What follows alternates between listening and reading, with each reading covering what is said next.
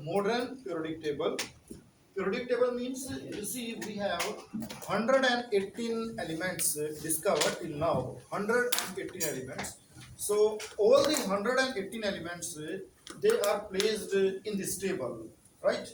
So the table is not a uniform table; it's a random table. Okay, it's a random table. It's not like that. The first element is here, the second, third. Okay, it's not like that. It's a random table. Means the elements they are placed in 18 groups. We have 18 groups. First group, second group, third, fourth, fifth, sixth, and then 18th. Last is the 18th group. Okay. So these vertical column basically they are group. Okay. So this is group 1, group 2, group 3. This column, this is known as column. Okay. So the vertical column 1, 2, 3, 4 till 18. So these vertical column basically they are the groups. So we have 18 groups in the modern periodic table and 7 periods. Okay, so these horizontal lines or row. Okay, 1, 2, 3, 4, then 5, then 6.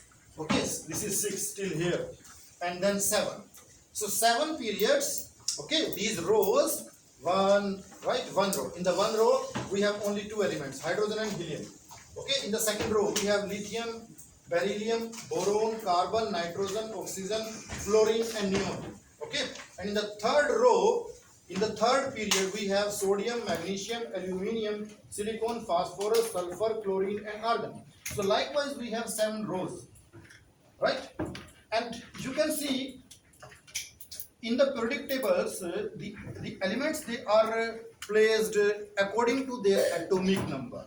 Okay, according to their atomic number. So the first element is hydrogen, whose atomic number is 1. The second element is helium, whose atomic number is 2. You see, hydrogen is here, but we have not placed helium here. Helium is here. Okay, hydrogen is the first element of the first period and first column, but helium is the element, the first element of the 18th group. Okay, so why hydrogen and helium they are not together, right? Because the chemical properties of hydrogen and helium they are different. Okay, the chemical property of hydrogen, right, that matches with the lithium, sodium, potassium, rubidium, cesium, and vanadium. Okay, so all these elements having the same chemical properties, they are kept in that column. Okay, all the elements having the same chemical properties, they are kept in this column, right? So beryllium, magnesium, calcium, selenium, right, and the rhodium, they have the same chemical properties. That's why they are kept in this group. So why the elements they are kept in the group? The reason is that the elements they are kept in the group because of the same chemical properties, right? That is first reason. There is one more reason why the grouping of element is important. Why these elements they are in one group? Why that is known as the group 1. Group 1 means if we check the valence electron means the outermost shell electron, right? In the hydrogen only 1 electron is there. Okay, in hydrogen only 1 electron, right? Group 1, when I say group 1 means all these elements of group 1 they have 1 electron in their valence shell. 1 electrons. So hydrogen, lithium, sodium, potassium, rubidium, cesium, vanadium. So all these elements they have 1 electron in the valence shell. That's why their chemical properties are same. It is the valence electron which decides the chemical properties, because there is only 1 valence electron in the valence shell of all these elements. So that's why their chemical properties are same. Because that valence electron that participate in the bond formation. When chemically the 2 elements they react, right? So that reaction is done and controlled by that valence electron. Because here we have only 1 valence electron in all these elements, so that's why their chemical properties are same. It's the valence electron which decides and which controls the rate of reaction. How fastly or slowly the chemical reaction will take place, that is decided by the valence electron. So why all these elements, hydrogen, lithium, sodium, potassium, right? Why all the elements they are in group 1? because all the elements they have only one valence electron, and that one valence electron that decides their bond formation, their rate of reaction, their chemical properties. Okay, so they have common chemical properties. Likewise, if we go to the second group, in the second group we have beryllium, magnesium, calcium, selenium, right, and radon. So all these elements again they have two valence electrons because it's a group 2. Group 2 means they have two valence electrons. Two valence electron. Now this two valence electron will decide the rate of reaction, the speed of the chemical reactions, right? The type of the chemical reactions, right? So, and the chemical properties, right?